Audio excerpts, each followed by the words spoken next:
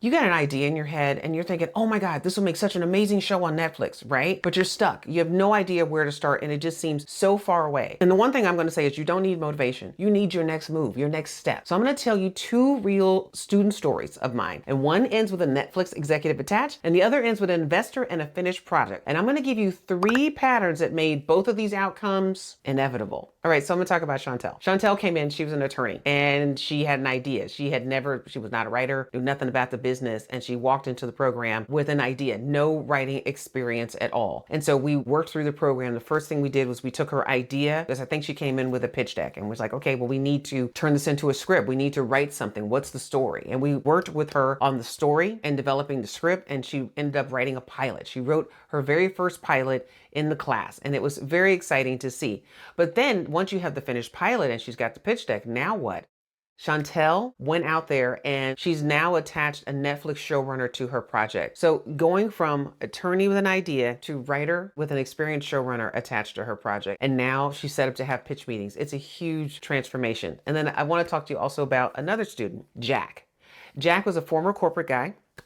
Or maybe he's still a corporate guy. I don't know. I can't remember if he's retired or not, but Jack was a corporate guy. He came in, he had this really amazing idea for a documentary. And I remember thinking, documentaries, they don't make a lot of money, but I said, I will tell you how to get this done. I will tell you what the pathway is for getting a documentary done. And Jack was a very good student. He went through the program, developed the pitch deck. We shaped the story. What would it be? We worked with it in the mentoring community. Jack now has two, not one, two networks offering him a licensing deal. So again, this was less than 9 months in the program. It's very exciting to me because these are two people from two completely different walks of life who walked into Hollywood or into really my program and now are really what I would call having insider meetings. They're having pitch meetings. They're talking to networks. They're talking to investors. They're talking to buyers. They are real right now. And it all started. So what are the three things that are the same for both of these two people that we can apply? So I want to talk about what's true for both stories. Okay, so the first thing is the starting point was completely different for both of them. One had a TV show idea, one had a documentary idea, and neither one of them had like relationships or development experience or access to the gatekeepers, none of it. They both had that in common. Neither one of them were waiting to be discovered. They both showed up into the mentoring circles. We have writer circles, we have our group circles, and we were talking about it, developing it,